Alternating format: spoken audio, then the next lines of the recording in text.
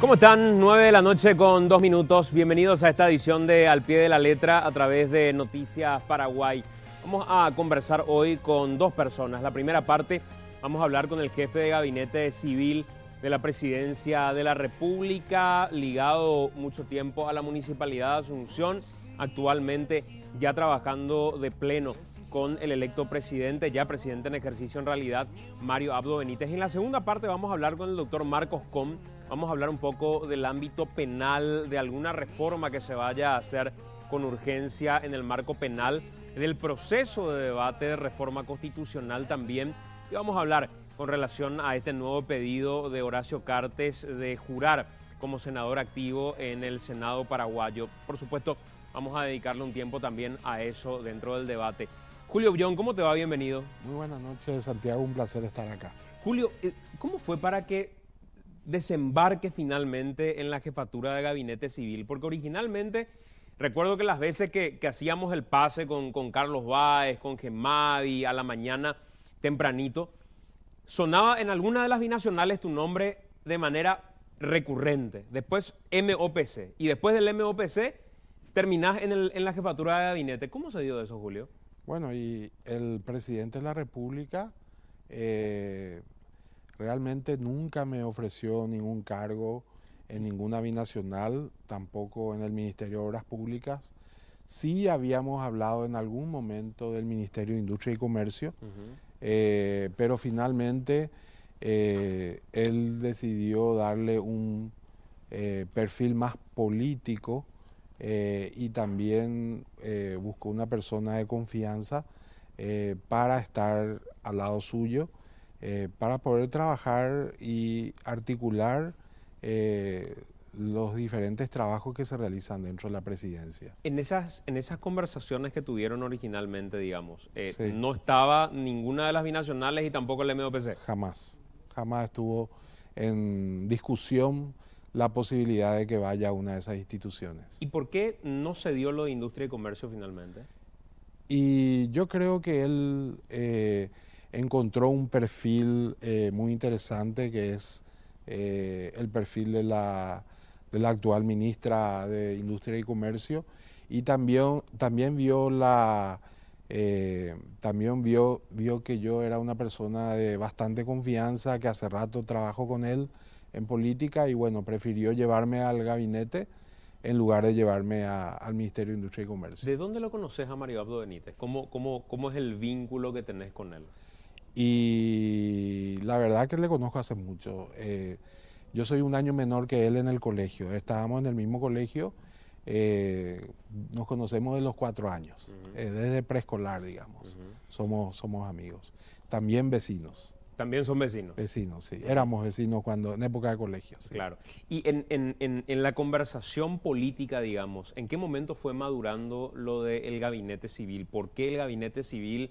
¿Qué es lo que él te pidió básicamente para que vos analices y tomes el desafío?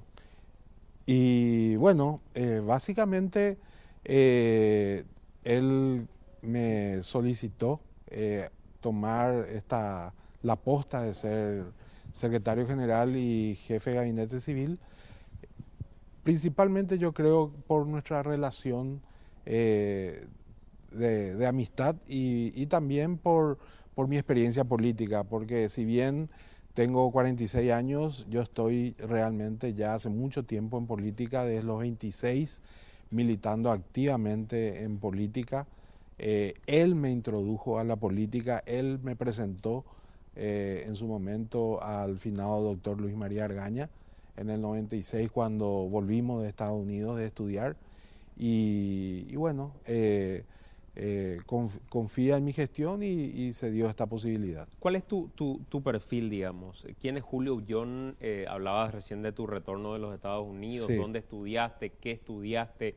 ¿Cuál es tu especialidad, Julio? Sí, bueno, yo soy economista, accedí a una beca a través del Comité Paraguay-Kansas, que es una institución que hace ya casi 50 años que apoya al país otorgando diferentes tipos de becas y convenios en diferentes áreas. Me recibí de economista, tengo varios cursos de posgrado, me especialicé en la parte de economía de transporte y bueno, esa un poco es mi perfil académico y en eso estuve trabajando antes de ser, de ocupar algún cargo. ¿En qué años estuviste en los Estados Unidos estudiando? Estuve del 91 hasta el 96. ¿Dónde estudiaste? En la Universidad de Kansas, en una ciudad que se llama Lawrence. Y ahí también en algún momento coincidiste con Mario Abdo Benítez porque él No, también él estudió en Washington. En Washington. Él estudió en Washington, exactamente. Julio, ¿y cuál es el rol que cumple el jefe de gabinete? Si tuviera que describir las funciones de un jefe de gabinete, ¿cuáles serían? Bueno, y el jefe de gabinete realmente es el que administra el personal civil de la presidencia. Es el responsable de la administración, no solamente del personal civil, sino también de todo lo que hace a la materia presupuestaria, tanto de la presidencia como de las diferentes secretarías que dependen de la presidencia. Ese es principalmente el trabajo del jefe de gabinete civil. También es el secretario del Consejo de Ministros y a través de esa secretaría del Consejo de Ministros yo soy el responsable de preparar las diferentes actas de reuniones que se realizan y preparar los proyectos de resoluciones que decide el Consejo de Ministros. Y también soy el responsable de la coordinación de la mesa energética del Poder Ejecutivo, en donde participan todas las dependencias relacionadas al sector eléctrico y donde encabeza el presidente y también forma parte el vicepresidente de la mesa energética, en donde hago el mismo rol que se hace en el Consejo de Ministros, en donde se preparan las resoluciones y se preparan el acta de las diferentes reuniones y de las diferentes decisiones que se toman.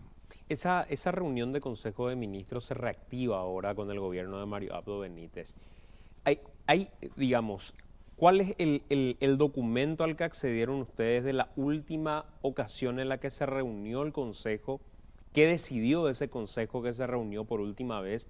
Supongo que hay un acta que queda de aquella ocasión. ¿Qué registros hay de eso, Julio? Sí, realmente yo no pude leer el último acta, ¿verdad?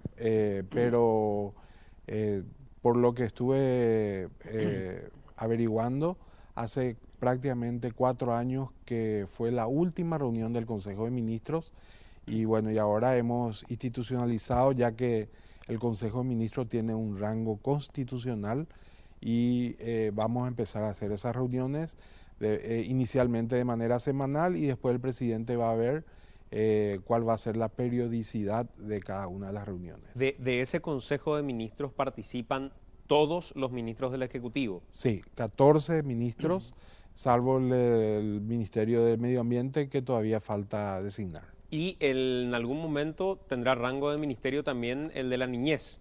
El Ministerio de Senavitat va a tener. El de la niñez creo que todavía no está muy avanzado. Recuerdo que cuando había nominado a Teresa Martínez, había dicho Mario Abdo Benítez públicamente y lo vamos a elevar a rango de ministerio. Sí, eso falta todavía iniciar todo el proceso de aprobación de esa situación de elevar esa secretaría a rango de ministerio. En términos sencillos, ¿qué implica el elevar una secretaría a rango de ministerio? En términos administrativos, prerrogativas que vaya a tener. Sí, bueno, y justamente una de las diferencias principales es que las secretarías son lo que la ley de administración financiera le llaman subunidades de administración financiera y la ley de contrataciones públicas le llaman subunidades de contrataciones. Dependen de una máxima autoridad que es una unidad operativa de contrataciones o una unidad de administración financiera, que en este caso es la jefatura de gabinete civil, que ejerce la función de lo que se le llama UAF y UOC, ¿verdad? Unidad de Administración Financiera y Unidad Operativa de Contrataciones. Y las secretarías vendrían a ser subunidades de la Presidencia de la República. Julio, en la primera reunión que tuvieron del Consejo de Ministros, ¿qué es lo que pudieron debatir? O fue, digamos, más que nada, pues, tengo entendido que ya habían hecho 2 prereuniones, que esta es la tercera, pero ya formalmente, digamos, como ministros, habiendo asumido. ¿Qué es lo que se pudo debatir y decidir en esta reunión? Sí, bueno, yo rescato un poco el intercambio de opiniones que hubieron entre el ministro de Agricultura y Ganadería y el ministro de Desarrollo Social y también la ministra de la Mujer, en donde hablaron de la creación de un registro único de beneficiarios de los diferentes programas que subsidian a la población, ¿verdad? Porque existe, digamos, una desorganización, por decirlo de alguna manera, de los programas y proyectos tipo Tecoporá, Proder, en donde los subsidios no están bien articulados, ¿verdad? Entonces, la creación de un registro único beneficiario, yo creo que va a ser una gran herramienta para la toma de decisiones justamente en las políticas sociales. Eso, digamos, ya fue debatido entre estos ministros en ese momento. Entre estos ministros fue algo debatido, que yo rescato un poco de todo lo que se presentó, porque cada ministro, tuvimos casi 3 horas en donde cada uno hablaba 20, 25 minutos, y yo rescato un poco eso como una decisión que surgió de la mesa del Consejo de Ministros, que va a coayudar a mejorar la calidad de nuestra política pública en el área social. Y para entender nomás el rol del Consejo de Ministros, ¿es un rol en el que cada ministro rinde cuentas de lo que hizo en esa semana, o es más que nada el debatir los desafíos de los próximos días o los próximos meses? Para entender la dinámica, digo. Y las dos cosas. Depende del orden del día que se estipule en su momento, ¿verdad? Lo que vamos a hacer ahora es cada ministro va a presentar los temas que quieren tratar en las reuniones del Consejo de Ministros, y allí, digamos, se va a definir si son temas a tratarse en la semana o como una o el desarrollo de políticas a mediano o largo plazo.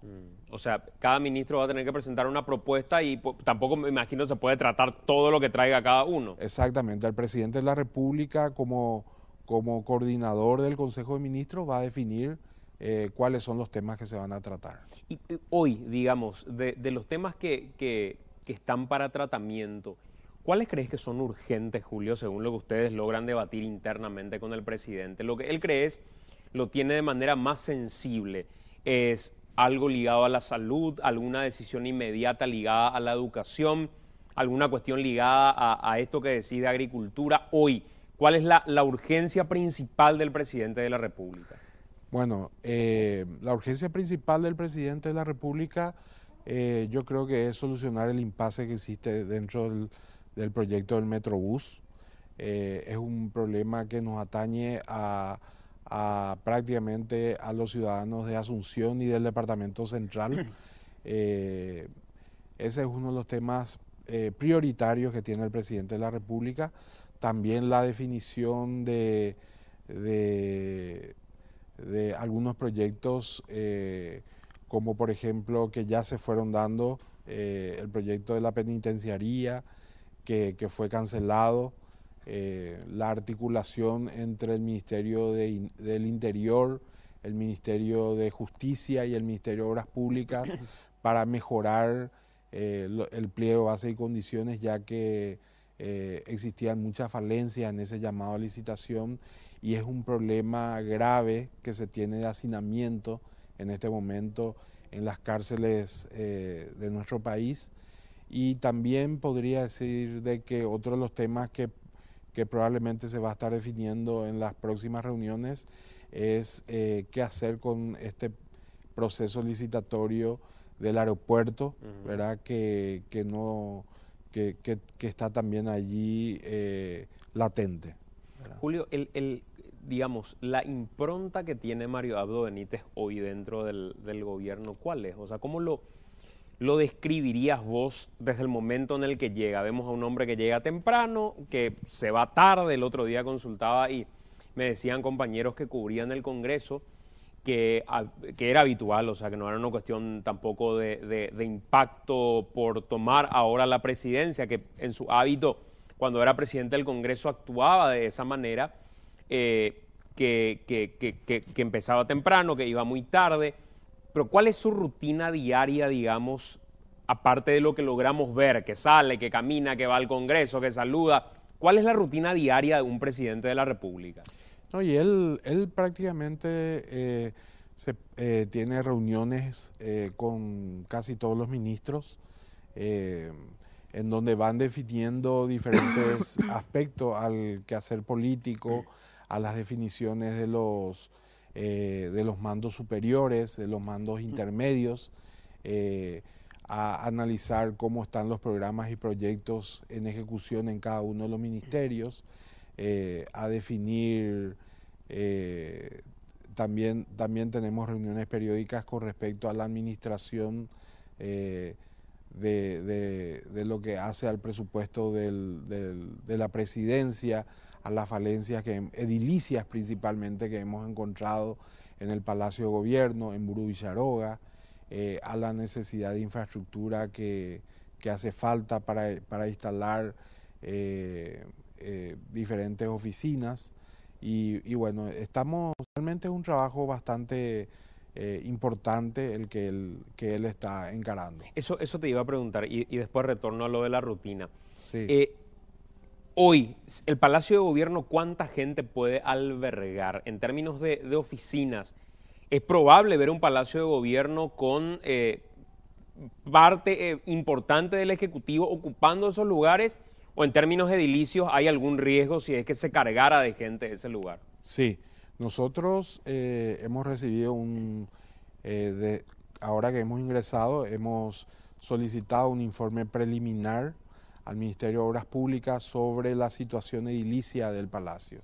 Y nos han entregado un informe en donde una de las alas está un poco comprometida y bueno, y estamos estudiando a ver si vamos a continuar o no allí en esa zona o vamos a estar saliendo de esa zona para buscar otro lugar donde ir a trabajar. Actualmente el Palacio de los López tiene 93 funcionarios que trabajan diariamente en ese lugar.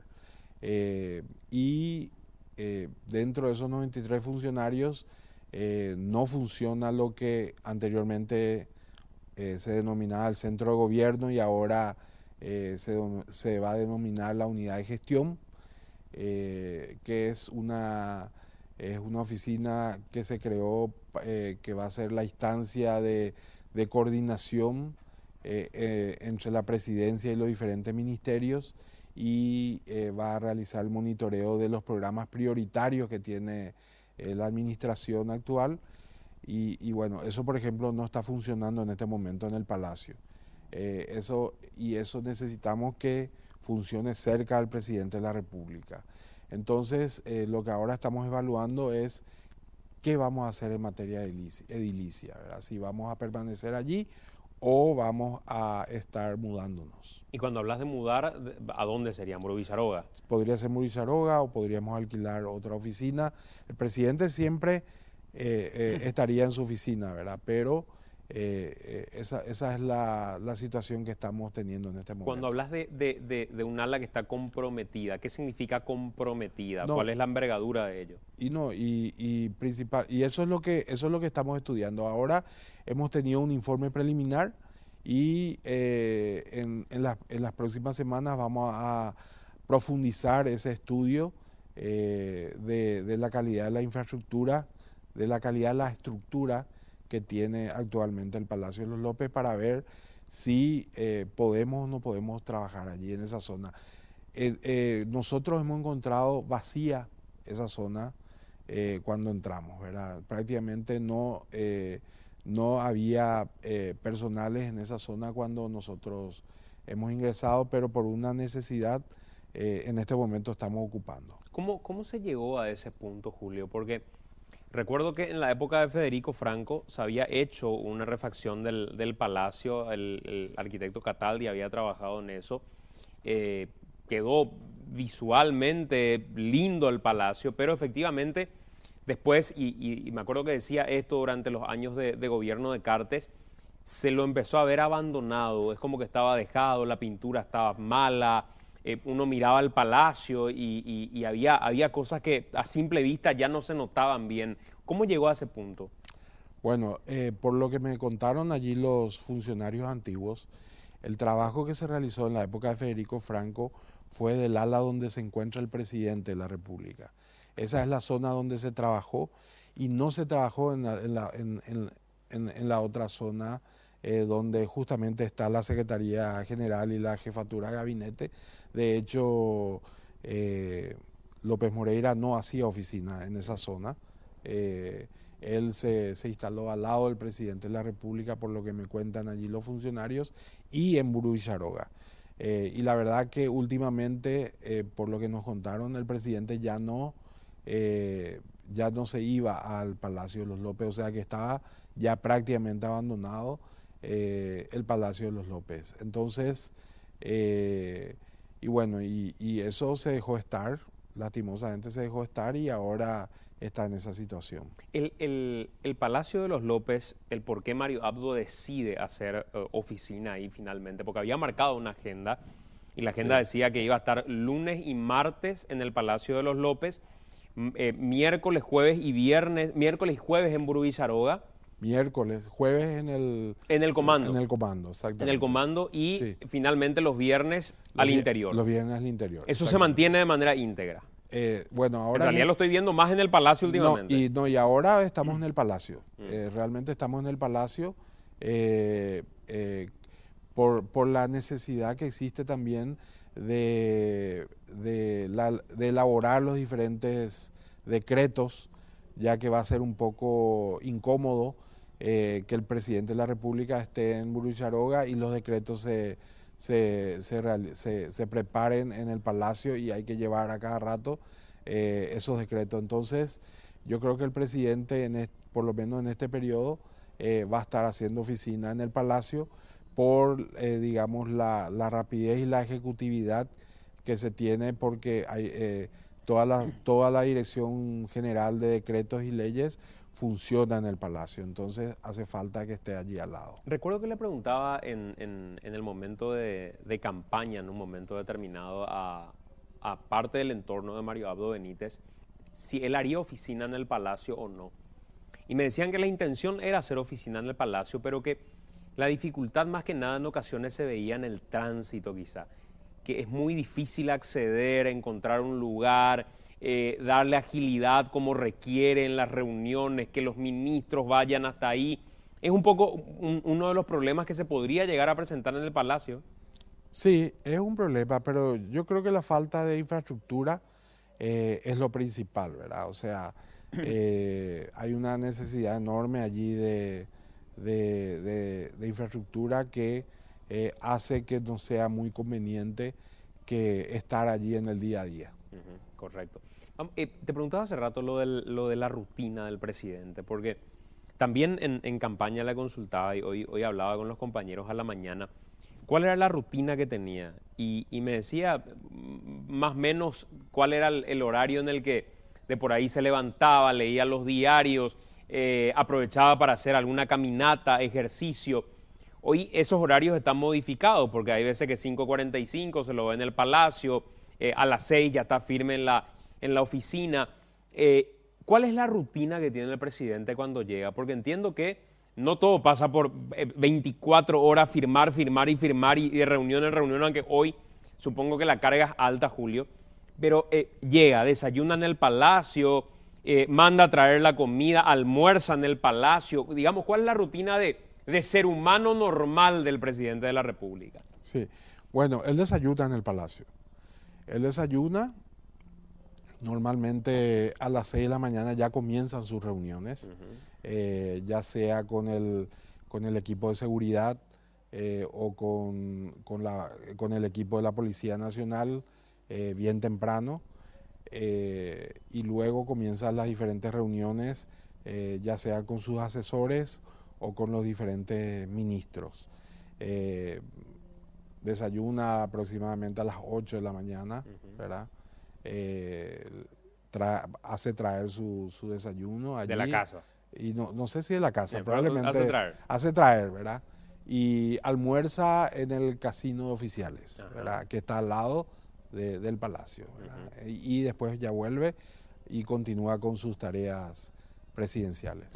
En ese tiempo, digamos, en el que de por ahí se toma algún break y qué sé yo, llegó al punto en el que creo que es un ejercicio que se termina haciendo con todos los presidentes, salvo quizá Federico Franco o Nicanor, que tenían hasta una obsesión por los medios y escuchaban, y Federico Franco de repente llamaba, pegaba un telefonazo inclusive y aparecía al aire con algún periodista.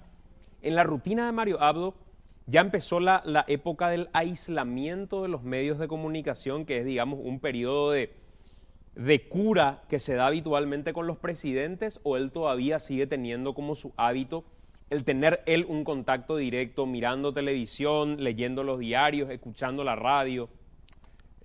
No, él tiene un equipo de prensa que le informa cada una hora de los principales acontecimientos que se van dando dentro de lo que sucede en el día a día, ¿verdad? Él tiene un equipo de prensa en donde cada una hora le va informando cuáles son las principales noticias que se van dando a lo largo del día, ¿verdad? Y sí lee los diarios al llegar, lee todos los diarios. O sea, digamos, Sí. su hábito particular y personal no lo dejó todavía. No.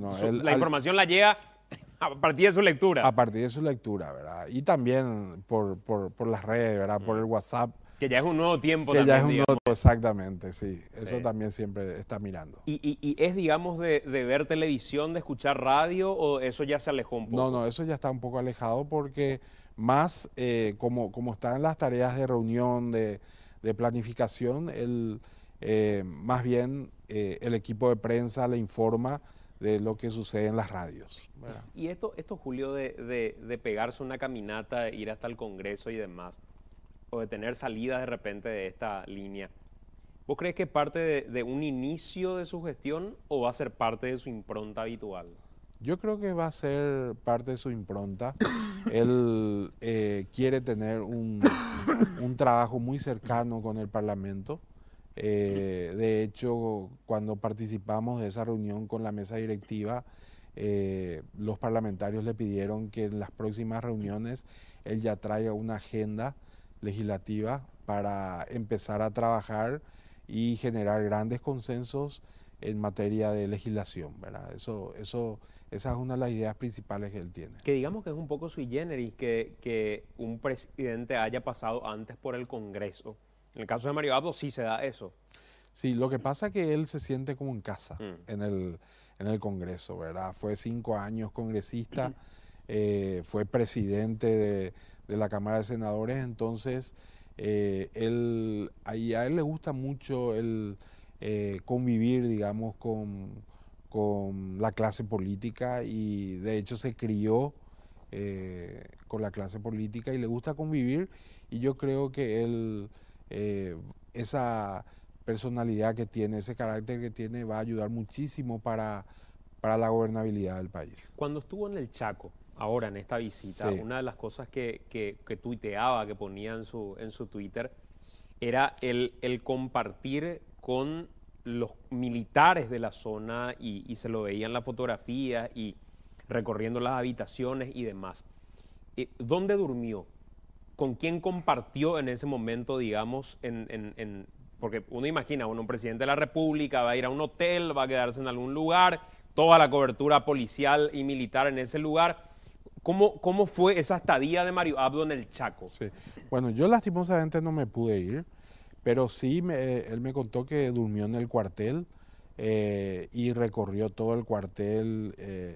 A él le encanta la vida militar, es una persona que, que le gusta, es paracaidista, todo el mundo sabe, ¿verdad?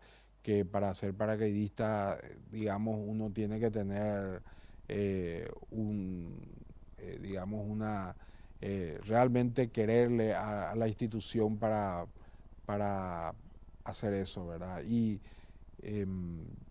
a él le gusta esa vida, a él le gusta mucho esa vida, le gusta la vida institucional, la disciplina.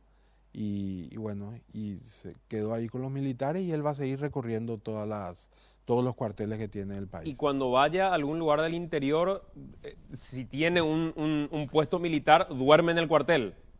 Así mismo, esa es la política que él tiene. Uh-huh.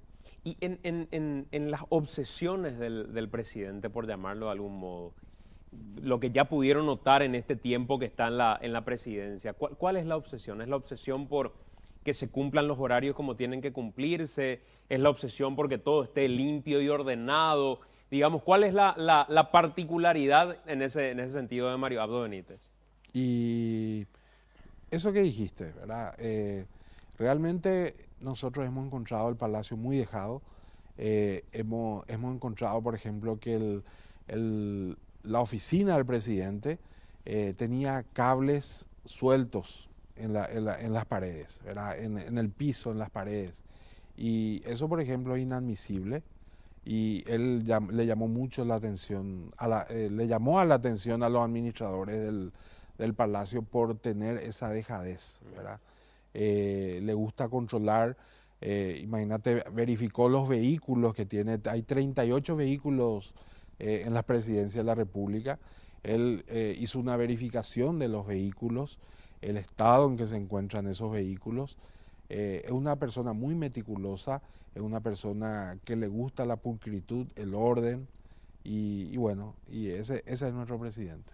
Bueno, tenemos que hacer una pausa, son las 21:34. Estamos hablando con el jefe de Gabinete Civil de la Presidencia de la República, con Julio Ullón. A la vuelta de la pausa vamos a seguir indagando un poco sobre ese perfil, sobre lo que va a hacer Mario Abdo Benítez desde la conducción en estos primeros días y sobre todo también sobre los decretos que todavía faltan respecto a algunos entes en particular que no tienen hasta ahora una persona nominada. A la vuelta de la pausa conversamos de eso con el jefe de Gabinete Civil. Venimos en 2 minutos. Estamos de vuelta, estamos en compañía de Julio Ullón, jefe de Gabinete Civil de la Presidencia de la República.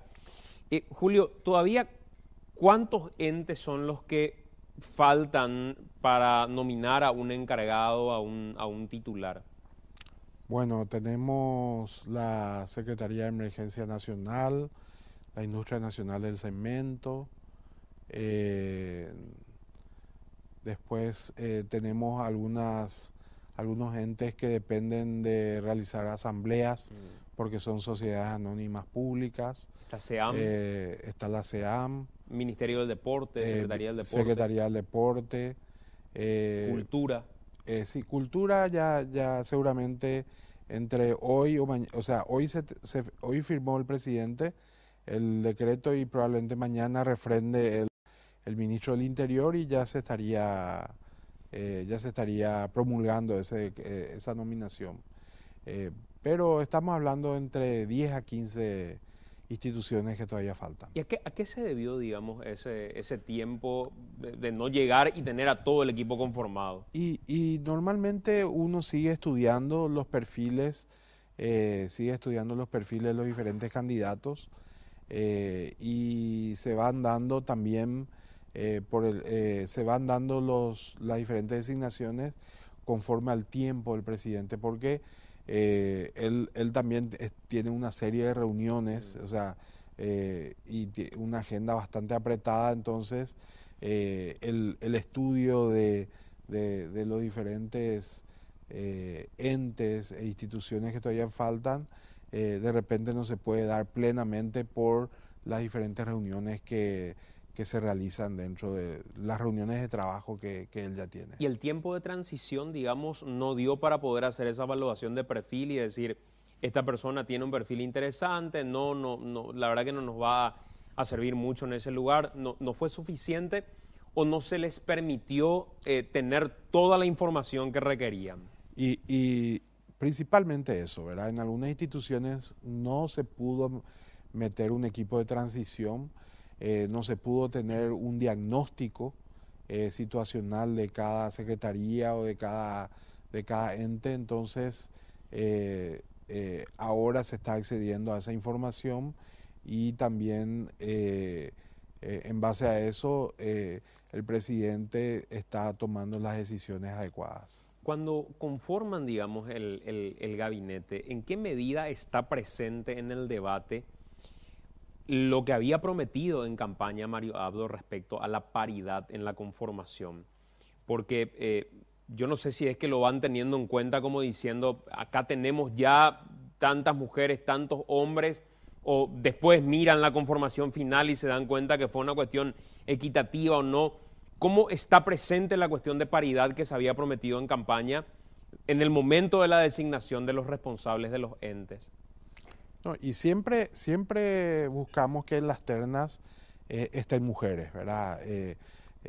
Ayer, por ejemplo, hemos designado a la ingeniera Sara López en el SENASA, hemos designado a la doctora Cristina Abogado en la Secretaría de la Función Pública y siempre estamos teniendo, en todas las ternas siempre estamos teniendo mujeres, muy probablemente la Secretaría Nacional de Anticorrupción sea encabezada por una mujer y bueno, y estamos en ese trabajo. Entonces, digamos, cuando hay una designación que se vaya a hacer, hay una terna primeramente que se debate con el presidente. Así mismo, ¿verdad? Esa un poco es la metodología de trabajo, ¿verdad? Analizar las diferentes propuestas que existen conforme al perfil de cada uno de los candidatos y a lo que necesita, a lo que el presidente cree que necesita esa institución en particular. Y en la cúpula policial o militar, si bien no es el rol tuyo directamente, Julio, ¿hay un debate respecto a cambios que se vayan a dar o el interés hoy es mantener la cúpula como está y trabajar con esa cúpula? Yo creo que en una primera instancia sería mantener y trabajar con lo actual, salvo que en esta auditoría informática a ser practicada por el Ministerio del Interior, por estas filtraciones que hubieron en los datos, en las bases de datos que administra la policía, se encuentren, digamos, responsabilidades importantes de la cúpula actual, cosa que no te sabría decir si es así o no, ¿verdad? Porque va a depender de ese resultado. Yo creo que la intención es buscar trabajar a corto y mediano plazo con lo que existe actualmente. Julio, el debate de la constituyente, que es un poco lo que vamos a hablar con el doctor Con también en breve, cuáles son los desafíos, sobre todo en materia legal que tenemos que discutir, materia normativa, es un debate que inició el presidente porque le interesa, inició, digamos, Juan Ernesto porque le interesa al presidente, era un pendiente que consideraban ustedes, era parte de la agenda inmediata o después se dieron cuenta que no, que en realidad era la reforma electoral la que había que debatir primero. ¿Cómo se dio el proceso del debate constituyente? No, y el presidente durante la campaña, durante su campaña, siempre ha dicho de que nuestro país necesita una reforma constitucional, ¿verdad? Hace falta fortalecer la institucionalidad de la República. Hay cuestiones que él considera muy importante modificar, como cómo se eligen los jueces, estudiar cómo se eligen los jueces, estudiar un poco los procesos de desafueros de los parlamentarios, si corresponde o no que ellos mismos analicen sus desafueros, o como sucede en otros países en donde el Poder Judicial es el órgano que quita el desafuero, ¿verdad? Entonces, o sea, que quitan los fueros, mejor dicho. Entonces, todos esos puntos son puntos que él quiere debatir y bueno, y se está dando, y otros puntos más, ¿verdad? Que él quiere debatir y el análisis particular mío es que en los primeros 2 años es más fácil lograr grandes consensos en la clase política porque después ya comienzan las municipales, ya comienzan los diferentes intereses electorales y ya es muy difícil buscar grandes consensos. Y hoy, digamos, ¿eso continúa como una prioridad o se fue un poco al sector de la reforma electoral primeramente como un paso previo a la conversación de la reforma constitucional? Bueno, conforme a lo que el ministro del Interior, que es nuestro ministro político y es el encargado de llevar adelante este proceso, nosotros creemos de que todos los partidos políticos tienen que traer en esa mesa de diálogo su propuesta, ¿verdad? Si conviene más hacer una reforma electoral, si conviene más hacer una reforma, una reforma constitucional o mantener así como está, ¿verdad? O sea, todo va a depender de los grandes consensos que se puedan realizar a lo largo de todo este periodo de negociación en esta mesa de diálogo que se instaló. Julio, por último, el gobierno de Mario Abdo Benítez, ¿en qué plazo propondría, si es que está dentro de sus planes, un paquete de leyes, como lo que había sucedido con el gobierno de Nicanor, que él mismo fue a gestionar una reforma tributaria en su momento y que gestionó, se sentó, conversó? Porque hoy estamos debatiendo el juramento, no juramento de Cartes, si hay los votos que tiene que haber, no hay los votos que tiene que haber, mientras creo que lo importante es, si está en el interés del gobierno, presentar su paquete de leyes para que se debata en el legislativo y después ya debatir lo que tiene que ver con el presupuesto. Pero, ¿el gobierno tiene previsto presentar un paquete de leyes? Sí, tiene previsto presentar un paquete de leyes. Y eso se va a ir dando en el transcurso de las próximas semanas o del próximo mes. ¿Y ese paquete de leyes, qué áreas básicamente propone modificarlas? Bueno, eso yo lo dejaría al jefe del equipo económico, al ministro de Hacienda, que presente en su momento, ¿verdad? Porque yo me acoplé tarde al equipo político porque mi designación fue una de las últimas que salió. Ya había un equipo trabajando en todo eso y bueno, eso yo creo que corresponde más a los ministros responder esas preguntas. Julio, gracias por acompañarnos, muy amable. No es nada, muchísimas gracias y a tu disposición siempre.